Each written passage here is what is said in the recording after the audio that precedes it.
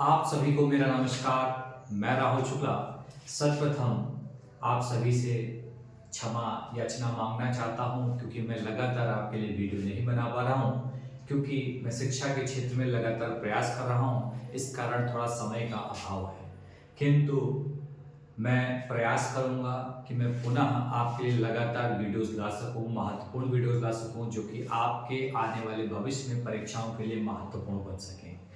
तो इतने समय बाद हम आज एक वीडियो के साथ आए हैं, जो कि हमारे पर्यावरण से रिलेटेड है। हमारे टॉपिक का नाम है, एक पुरस्कार है, और इस पुरस्कार का नाम है ग्रीन ऑस्कर पुरस्कार। ग्रीन ऑस्कर पुरस्कार। और जहां भी ग्रीन लगा होता है, इसका मतलब है कि हमारे पर्यावरण के लिए कहीं ना कहीं ये इंपॉर्टेंट टॉपिक बन जाता है। तो ग्रीन ऑस्कर पुरस्कार 2024 जो कि हाल ही में दिया गया है, इस पुरस्कार का एक और नाम है जिसे कहा जाता है व्हिटली गोल्ड पुरस्कार। व्हिटली गोल्ड पुरस्कार के नाम से भी जाना जाता है। अब यह हमारे जानने के लिए, यह पुरस्कार हमारे लिए महत्वपूर्ण क्यों बनता है? क्योंकि जब किसी भारतीय को यह पुरस्कार दिया जाता है, तो इसका मतलब है वो हमारे लिए महत्वपूर्ण बन जाता है। तो अगर हम बात करें ग्रीन ऑस्कर पुरस्कार 2024 किसे दिया गया है, तो डॉक्टर पूर्णिमा देवी बर्मन को दिया गया है। डॉक्टर पूर्णिमा देवी बर्मन को दिया गया है, जो कि असम की वन्य जीव विज्ञानी है। अब बात आती है कि अगर हम बात करें कि अब तक यह पुरस्कार किस भारतीय को दिया गया, या प्रथम ग्रीन ऑस्कर पुरस्कार या व्हिटली गोल्ड पुरस्कार पाने वाले प्रथम भारतीय का नाम क्या है, तो डॉक्टर पूर्णिमा देवी बर्मन इनका नाम है, जो कि असम की हैं। अब यहाँ पर हम बात करते हैं कि इनको यह पुरस्कार कितनी बार दिया गया, तो यह पुरस्कार दूसरी बार दिया गया। प्रथम बार यह पुरस्कार इनको दिया गया था 2017 में, उसके बाद वर्तमान 2024 में दिया गया। और इस पुरस्कार की शुरुआत अगर हम बात करें, ग्रीन ऑस्कर पुरस्कार की शुरुआत 2007 से की गई। और प्रथम ग्रीन ऑस्कर पुरस्कार वाले व्यक्ति कौन थे? नाओमी लोंगा, जो कि कहां के थे? पपुआ न्यू गिनी के हैं। पपुआ न्यू गिनी के हैं। ये प्रथम हैं जिन्हें यह पुरस्कार दिया गया था। कौन? नाओमी लोंगा। और उसके अलावा 2007 से लगातार दिया जा रहा है। और डॉक्टर पूर्णिमा देवी बर्मन को यह पुरस्कार 2 बार दिया गया। प्रथम बार 2017 में दिया गया और द्वितीय बार 2024 में दिया गया। अब बात आती है कि आखिर यह पुरस्कार इन्हें क्यों दिया गया। तो यहाँ पर एक चित्र बना रखा है मैंने। इस चित्र को आप देखिए तो कहीं ना कहीं आपको बगुले के आकार का दिख रहा होगा, जिसका एक नाम है।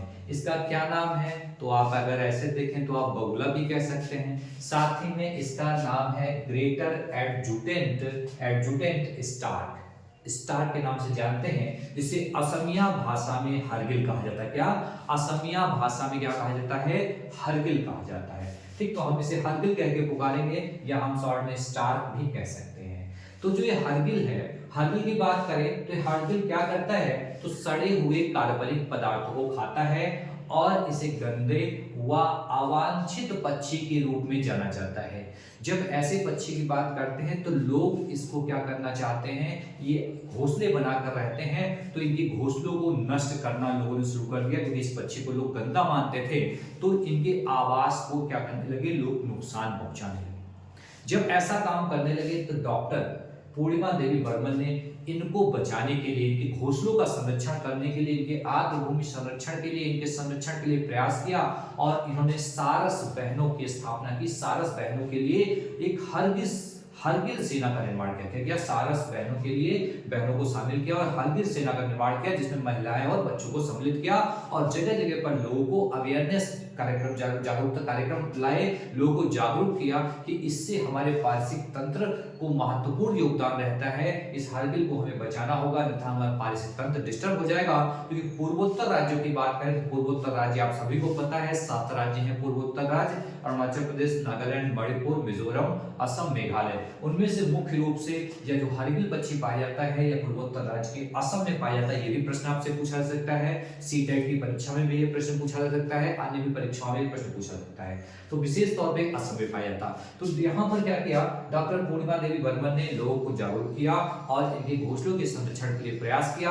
अगर हम बात करें कि इनकी बात करें कि ये जो हरगिल था, ये उस समय इनकी संख्या 400 थी, लेकिन डॉक्टर पूर्णिमा देवी बर्मन के प्रयास से अब इनकी यह संख्या कितनी हो गई है, 1800 हो गई है। और डॉक्टर पूर्णिमा देवी बर्मन ने एक लक्ष्य रखा है कि 2030 तक हम इस हरगिल पक्षी की संख्या कितनी कर देंगे, 5000 कर देंगे। कितनी कर देंगे, 5000 कर देंगे। तो यहाँ पर और अगर हम डीप जाए तो प्रश्न बन सकता है कि तो यहाँ पर डॉक्टर पूर्णिमा देवी बर्मन को दिया गया, क्यों दिया गया, तो लुप्त प्राय पक्षी के संरक्षण, लुप्त प्राय पक्षी कौन है, हरगिल जिसे स्टार कहते हैं, के संरक्षण और उनकी आर्द्र भूमि आवास संरक्षण के लिए पुरस्कार दिया गया।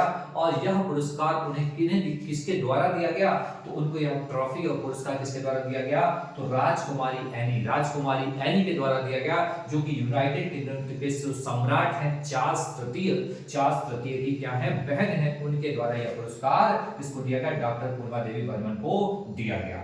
हम बात करें तो इससे रिलेटेड हमने महत्वपूर्ण चीजें पढ़ी हैं, यहाँ से कई प्रश्न बन सकते हैं, पर्यावरण से भी रिलेटेड है, पारिस्थितिक तंत्र से रिलेटेड है, उसके अलावा अवार्ड से रिलेटेड है, तो ये आपकी परीक्षाओं में महत्वपूर्ण बन सकता है। विशेषकर हम ऐसे टॉपिक्स पे ध्यान नहीं देते, लेकिन जो पर्यावरण एक ऐसा टॉपिक आ गया है, एक ऐसा सब्जेक्ट आ गया है जो कि हर एक परीक्षा के लिए महत्वपूर्ण बन गया, चाहे वह यूपीपी हो, चाहे यूपीएससी की हो, कोई भी परीक्षा हो, स्पेशली आपकी सीटेट हो, टेट हो, हर परीक्षा में यहाँ से प्रश्न बन सकता है। तो इस प्रश्न को अपने दिमाग में रख लीजिए कि ग्रीन ऑस्कर पुरस्कार 2024 किसे दिया गया, सबसे मुख्य क्वेश्चन डॉक्टर पूर्णिमा देवी बर्मन को दिया गया, जो कि प्रथम भारतीय जिन्हें दिया गया, इन्हें 2017 में दिया गया था, 2024 में भी दिया गया है। ठीक है, इसके संरक्षण के लिए दिया गया, तो हरगिल पक्षी के संरक्षण के लिए दिया गया, इनके आवास के लिए, आवास के संरक्षण के लिए दिया गया, इनके घोंसलों को बचाने के लिए दिया गया। यह प्रयास के द्वारा इन्हें यह पुरस्कार दिया गया।